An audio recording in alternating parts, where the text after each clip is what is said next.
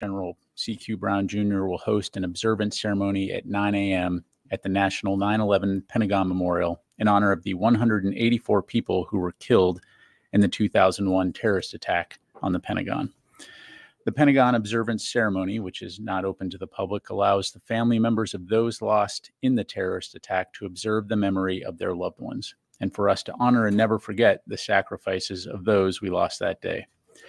Prior to the ceremony, during sunrise at 6:46 a.m., the American flag will be unfurled down the side of the Pentagon in the same location where a flag was unfurled by firefighters and soldiers on September 12, 2001, to demonstrate our resolve and resilience in the face of the horrific terrorist attacks on our nation.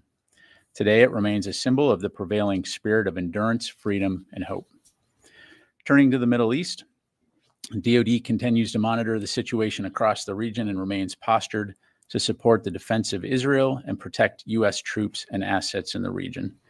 Secretary Austin had the opportunity to touch base with his Israeli counterpart over the weekend to get an update on IDF operations, and we remain intently focused on de-escalating tensions in the Middle East while also remaining focused on securing a ceasefire as part of a hostage deal to bring all of the hostages home and to end the war in Gaza. And staying in the CENTCOM AOR, as announced earlier today by Secretary of State Blinken, the United States has confirmed reports that Iran has transferred shipments of Fatah 360 close-range ballistic missiles to Russia, which we assess could employ them within weeks against Ukraine, leading to the deaths of even more Ukrainian civilians. To echo our State Department and White House colleagues, this is a deeply concerning development, as this partnership between Iran and Russia threatens European security and illustrates how Iran's destabilizing influence reaches beyond the Middle East and around the world. Additionally, Russian support for Iran is destabilizing as well, as Moscow is sharing technology that Iran needs. We'll continue to monitor these developments alongside our allies and partners across Europe and the Middle East, and remain steadfast in our support to Ukraine's defense from the threat these missile systems may pose to the people of Ukraine. Moving over to the Indo-Pacific theater, yesterday, September 9th, the commander of U.S. Indo-Pacific Command, Admiral Samuel Paparo, held a video teleconference with General Wu Yanyan, the commander of the PLA's Southern Theater Command. The call was a deliverable from the bilateral meeting held in November 2023 between President Biden and PRC President Xi Jinping. During that meeting, both leaders agreed to resume high-level military-to-military communication between the Department of Defense and the PLA, and to hold conversations between U.S. Indo-PACOM and the PLA's theater commanders. During the call, Admiral Paparo underscored the importance of sustained lines of communication between the U.S. military and the PLA, noting that such discussions between senior leaders serves to clarify intent and reduce the risk of misperception or miscalculation. Admiral Paparo expressed hope that this discussion with his PLA counterpart would be the first of many such conversations, and noted the necessity of continued dialogue on issues of concern with General Wu, as well as counterparts in other PLA theater commands. Additionally, I'd like to address an upcoming naval exercise by the Russian Federation. In mid-September, Russia will conduct its scheduled Okean 2024 exercise, including naval assets from across its fleets.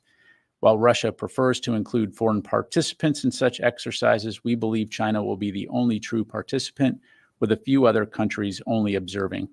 The U.S. has been tracking this planned exercise for some time. It poses no threat to the U.S. homeland or the NATO alliance, and will continue to monitor and remain in close communication with our NATO allies and partners. Separately, the third Indus-X summit between the United States and India kicked off yesterday at Stanford University in California. Indus-X, or the India-U.S. Defense Acceleration Ecosystem, was launched just over a year ago in June of 2023.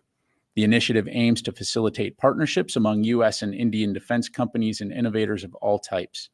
On the Indian side, the Indus-X initiative is supported by the Indian Ministry of Defense's Innovations for Defense Excellence, and on the U.S. side, by the Pentagon's Defense Innovation Unit and the Office of the Secretary of Defense. In the words of Secretary Austin, the Indus-X Summit will allow American and Indian partners to co-produce cutting-edge military capabilities that will safeguard a free and open Indo-Pacific. And with that, I'll be happy to take your questions. We'll go to AP. Lita. Thanks, Pep. Just a couple things on the Iranian missiles. Can you give us a broad estimate of how many you think have been delivered, even if it's dozens, hundreds, or whatever. Has been statements that dozens of Russians have been trained, so I would assume you have at least some sort of ballpark idea how much of this is getting into Russia. Have you seen any of them used yet or being positioned to be used? And then what do you think Iran is getting in exchange? So I'm able to address a few of those things. So as you highlight, we do believe that dozens of Russian military personnel were trained in Iran to use this missile system.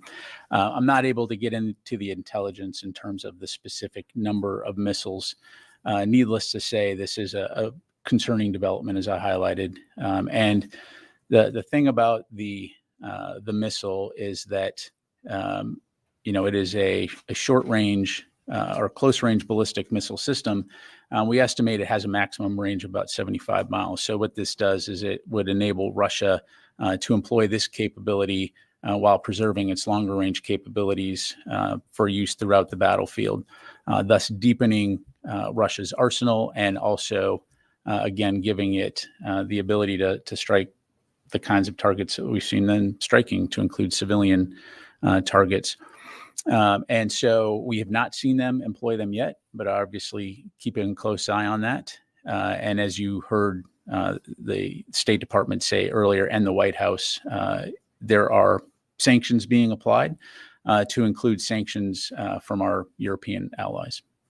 And what Iran is getting, what do you think Iran specifically has gotten in exchange for this specific? So, again, without being able to go into specifics, we see them sharing information as it relates to nuclear programs, space, and other technological capabilities that Russia has that countries like Iran wants. Carla. Thank you, Pat. Three quick ones. Did the Houthis shoot down a U.S. drone, as they have claimed? I've seen those reports, Carla. I don't have anything to provide on that right now. Obviously looking into that, but I'd refer you to CENTCOM. Okay, thank you. And then are U.S. forces pulling out from federal Iraq by September 2025 and the Kurdistan region by September 2026, as the Iraqi defense minister has said? Yeah, I've seen a lot of press reporting on that. Again, nothing new to announce from here. Again, when we have updates, we'll certainly provide them to you. Okay, and then last one. So the NCTC's Brett Holmgren said this week that Al-Qaeda was kicked out of Afghanistan and they have a small footprint there.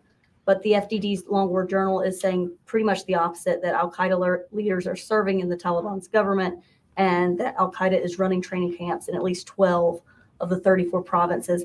What's the Pentagon's assessment of the Al-Qaeda threat in Afghanistan right now? Yeah, I don't have a detailed assessment in front of me, Carla. So, I'd refer you back to the NCTC for details on their comments. I mean, clearly Al-Qaeda remains a threat at various locations throughout the world. And so we continue to stay focused on that, but I don't have a detailed assessment on Afghanistan to provide from here. Natasha. Thanks, General Ryder. Do you all have an assessment of whether this is the only shipment of ballistic missiles for now that's going to be sent, or is this the first in, a bigger kind of shipment that's going to be continued? And then secondly, in terms of force posture in the Middle East, do you have an update on where the USS Georgia is at this moment?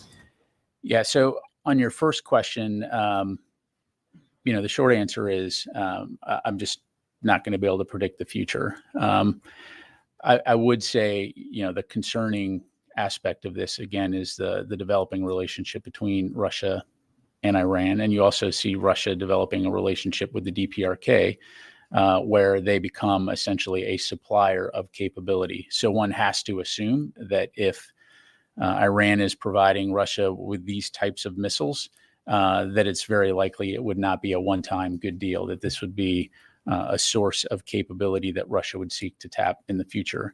And it's also, again, indicative of the supply challenges that Russia is facing as it prosecutes this campaign, not only from, munitions, but also from personnel. And so, it's something that we're going to continue to keep a close eye on. As far as the Georgia has transited into the CENTCOM AOR, and I'll just leave it at that. Constantine. Thanks, Pat. Senator Tommy Tuberville said that he's holding up the promotion of Lieutenant General Ronald Clark for what he says are failings of the Pentagon to sort of hold itself accountable in the wake of Secretary Austin's hospitalization. Do you have a reaction? So just a couple things. So first of all, I would just say up front, General Clark is a highly qualified senior officer, a leader. He was nominated for this critical position because of his expertise and his strategic level experience.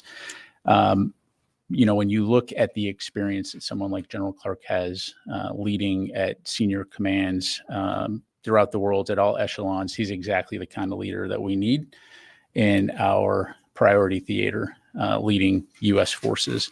And so we would urge the Senate to confirm all of our qualified nominees. And as we've seen before, these kinds of holds really can undermine our military readiness.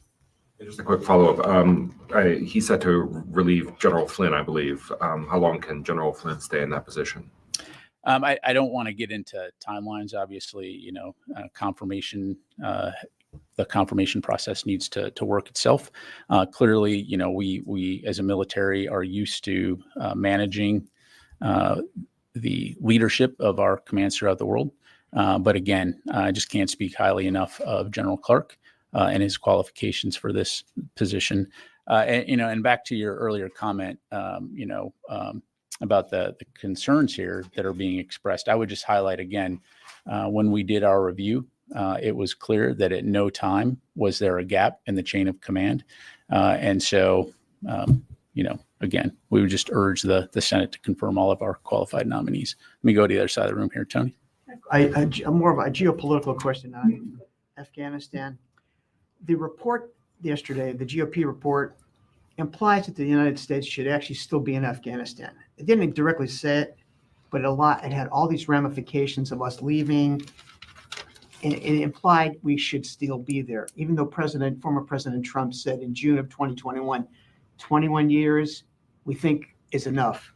21 years. You painted today a world with a lot of conflict. If the United States had retained 2,100 troops in Afghanistan, and we had it today, fast forward today, can you give a feel for the strain on the force, both readiness-wise and money-wise, force structure-wise, all the things you laid out? On top of that, we would have had troops being attacked in Afghanistan by the Taliban. Yeah, thanks, Tony. Well, I mean, as you highlight, and just as a reminder here, the February 2020 Doha Agreement left only 2,500 U.S. troops on the ground in Afghanistan and called for the complete removal of all U.S. forces by May of 2021. So the options at the time were either to withdraw all U.S. forces in accordance with the agreement or send in more American troops to resume the fight with the Taliban. But the reality is that we didn't keep forces in Afghanistan. So I'd be speculating in terms of the potential implications on force posture or readiness were we to have kept forces in Afghanistan. And so while that would be an interesting discussion and a thought experiment, I'm going to stay focused on the facts in front of us and the missions that we have today. And broadly speaking, though, I would say the one thing that has not changed is our determination to take the necessary steps to safeguard the homeland and our national security interests. And you can see that, as you highlighted, around the world in terms of where forces are currently postured and our efforts to work alongside our allies and partners to address mutual security challenges.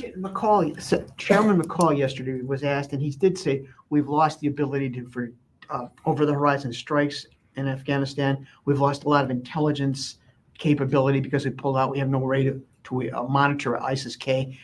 Is that a fair assessment going 3 years later? Well, I won't address the senator's comments specifically. Obviously I'll let those stand on their own. But what I will say is that we do maintain robust intelligence capability around the world. Of course, we can always use more wherever we're at. But as you've seen, as the situation in Europe or the Middle East have heated up, we've been able to put the resources where we need them. And we do maintain over the horizon capability when it comes to counterterrorism. And we've demonstrated that over and over again. Thank you. We go to Joe. Thanks. I'll come back to you. Just on Gaza and the West Bank, you mentioned the Secretary spoke to his Israeli counterpart over the weekend. One, could you tell us, did he get any updates on what the Israeli army was doing or is doing in the West Bank? And then on Gaza, it seems from open source reporting that the Israeli defense minister is at odds with Netanyahu. Can you, without getting into internal Israeli politics and dynamics, is the Pentagon satisfied with how the Israeli army is carrying out its campaign in Gaza when it comes to, one, civilians and reducing civilian casualties, and two, with their end game or their goal in the conversations that you guys have had? Yeah, thanks, Joseph. As I highlighted, the Secretary did get a chance to touch base with Minister Gallant and get an update on IDF operations. Not going to have any more specifics to provide on that aspect, but broadly speaking, as you know, the Secretary has spoken with Minister Gallant many times about their operations in Gaza, about their operations in West Bank. And the Secretary has made clear our concerns about ensuring that civilian safety is taken into account, and particularly to prevent any type of escalation or incitement of violence in the West Bank. As far as their operations in Gaza go, again, I think we've been very clear that it's important that Israel have the ability to defend itself and to prevent the kinds of attacks we saw on October 7 from happening again, while at the same time doing everything possible to mitigate civilian harm, to get humanitarian assistance into Gaza. And as I highlighted at the top, right now, the focus is on securing a ceasefire so that we can get the hostages released and we can end this war in Gaza. So I'll just leave it there. I'll just ask one more on Iraq and the U.S. troop withdrawal. A senior U.S. official was on the record telling Reuters that an agreement had been reached, but you guys were just waiting to announce it. Can you just at least confirm if an agreement has in fact been reached? Yeah, again, I appreciate the question, Joseph. Right now, I just don't have anything to announce. So let me go to Janie, and then I'll come back to you, Charlie. Thank you very much, General. Two questions on North Korea and Russia. First question, North Korea, Kim Jong-un unveiled a new larger mobile launcher to enhance its ICBM, intercontinental ballistic missile capabilities. Do you think this poses a threat to the United States missile defense? Well, look, again, we don't necessarily look at one particular system. We look at the entire array of capabilities and most importantly at the intent. And so, again, we'll continue to consult closely with our allies in the region to deter potential aggression, but most importantly, work towards regional security and stability, throughout the peninsula and the broader region. The second question, Russian President Putin said he would no longer talk to Ukraine. Meanwhile, the Russian Foreign Ministry recently announced the revision to its nuclear doctrine that would allow for the use of nuclear weapons. Could this be a sign of possible nuclear use? So again, this is something we keep a close eye on all the time. Right now, we have not seen anything that would cause us to change the posture of our strategic forces. So thank you. Charlie. I had two questions. With the Iranian missiles now, the introduction of these Iranian missiles into the region, do the Ukrainians have sufficient defenses to take those on? And is it under consideration that perhaps the United States and other allies might provide them with the weaponry to take that on? And my second question is, I know that we're reluctant to talk about the future and force posture, but as my understanding is, the Roosevelt is supposed to come to the end of its extension. I think it's tomorrow. So if that is extended, or if they chop out, will that announcement be made in the next few days? So on your first question, air defense has been something that we've been very focused on for a long time now. When it comes to Ukraine, that has been a priority for the Ukrainians, and therefore it has been a priority for us. I'd point you back to the UDCG almost, year and a half ago, where Secretary Austin highlighted how critical this was. And from the very beginning, we've been working to get them a variety of systems to address both, near-term missile threats as well as longer-range missile threats. Building that integrated air defense capability for Ukraine has been going on for a while now. And so we're not going to let up. And again, there was discussion of this at the UDCG and how allies and partners can work together to make sure that we continue to get Ukraine the air defense systems that it needs and the munitions associated with that. So that's not going to change. And these missiles, while they certainly are going to present a threat, we're going to work with Ukraine to ensure, to your point, that they have the capabilities needed to defend against these missiles and other missiles that Russia's using, to include drones. As far as the Roosevelt goes, as I'm sure you can appreciate, as a matter of policy, we're just not going to talk about deployment timelines. And so if and when we have things to announce, we'll certainly do that, but I don't have anything to provide from the podium. Can I just follow up with the short-range missiles? I guess what I was trying to ask is, does it present a more unique threat than what they have been dealing in terms of their air defenses? Does the fact that they're close range or where they're launched from, are they more difficult to intercept because they fly shorter distances? I think a combination of things here, Charlie. I mean, first of all, again, is the fact that Russia is now receiving these ballistic missiles from Iran, a supplier of capability that can be used against civilian targets, for example, especially as we go into winter. But of course, they present a threat. But that said, we're going to continue to work with Ukraine to try to make sure that they have what they need to protect against them. Volume in and of itself, and the capacity and the ability to conduct sustained attacks is something that has been a challenge all along. And that's why we're so focused on this. Thanks. Let me go to the phone here real quick. WTOP, JJ. Good afternoon. Thanks, General, for the question. Two really quick questions for you. In terms of the Russians that have been trained or being trained by the Iranians, can you say how long ago that training started? And the second thing is talking about Russia getting this extra capability, how does that impact? And I recognize that these are short-range missiles or shorter-range missiles, 75 miles and under, but I wonder how that impacts their request to get U.S. and Western permission to use the capabilities they've gotten from you to strike deeper into Russia to stop this.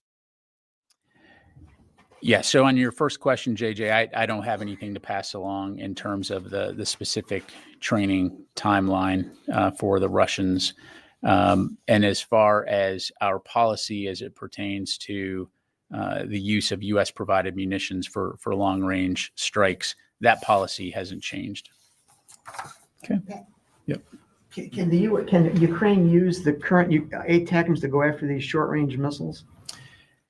So our policy on long-range strike is that they can use that capability within sovereign Ukraine territory, right? So now, again, I don't want to necessarily get into a discussion here about battlefield tactics, but ATACMS are a long-range capability that can be used to strike significant operational and strategic targets, and again, leave it to the Ukrainians and how they employ those within their conflict and their operations under the current policy that we've provided. But 75 miles is well within the range of an attack.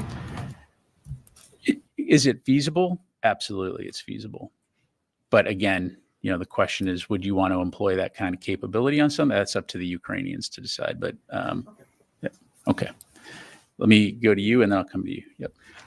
Thank you very much, General. Both of my questions are follow-up questions to my colleagues' questions earlier. The rise of Al-Qaeda and their camps, my colleague earlier asked, and the confusion there is in that region. To add further confusion into it, Pakistani Army Chief 2 days ago urged the Taliban regime in Afghanistan to not help the TTP guys, the terrorists, the Taliban regime in Pakistan, not to help them.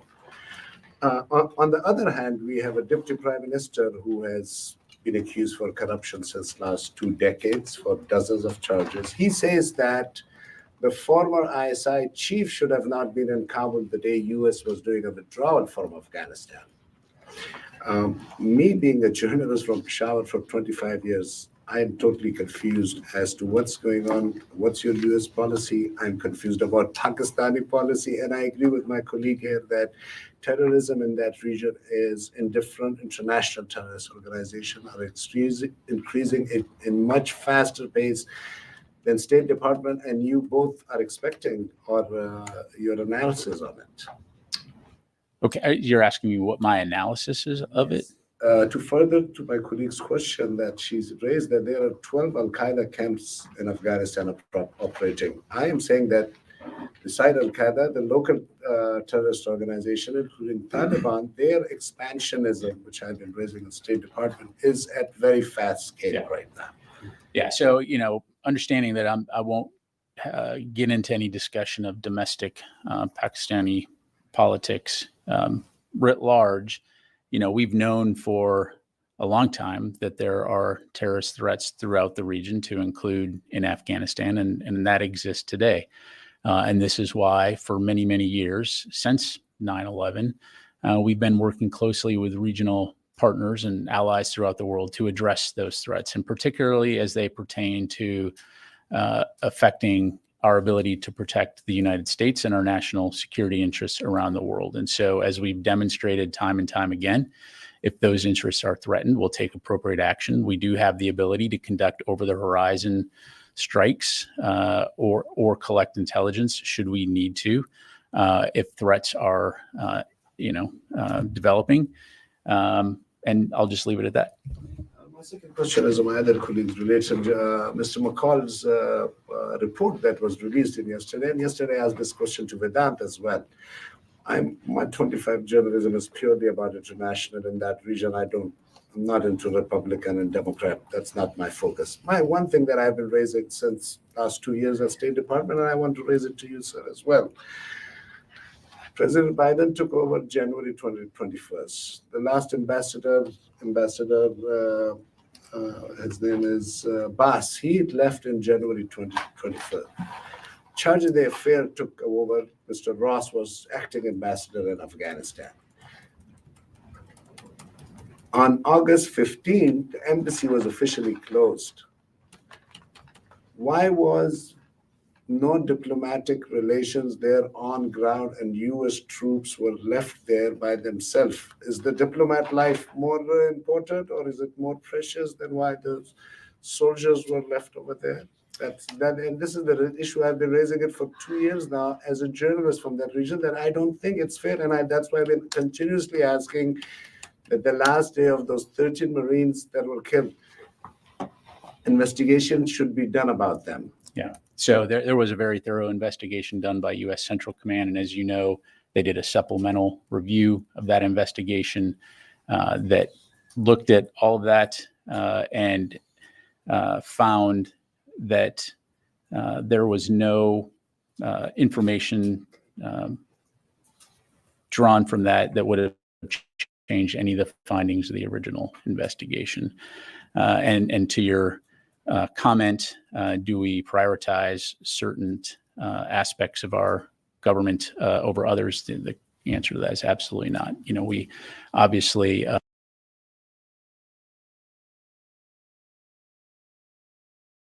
are going to take care of our folks, whether they're working for the diplomatic service, military. I'll just leave it there. All right. Yes, sir. I promised you. Yeah, take your question, then I'll get over here. Thank you, sir. 2 questions, please. One, India is trying to use its influence to end the war in the Middle East, and also Prime Minister Modi was recently in Ukraine to bring the peace between Russia and Ukraine, or to use his influence. And if Defense Minister of India, when he was here, Mr. Rajnath Singh, if he had discussed anything of these things, and also what you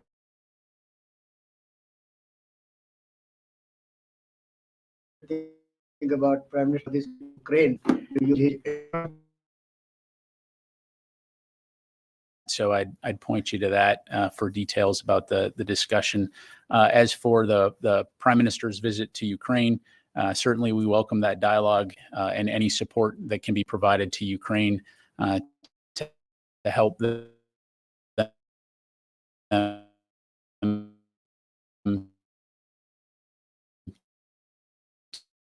to protect their freedom and sovereignty is always.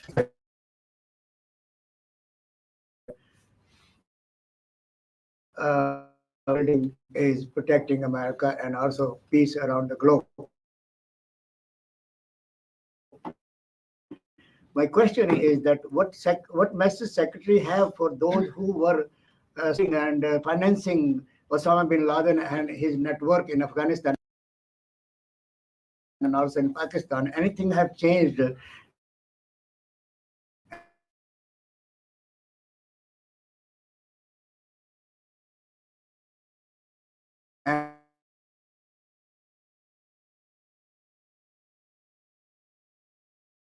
And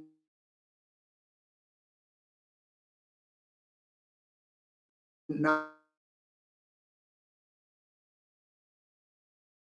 the General Assembly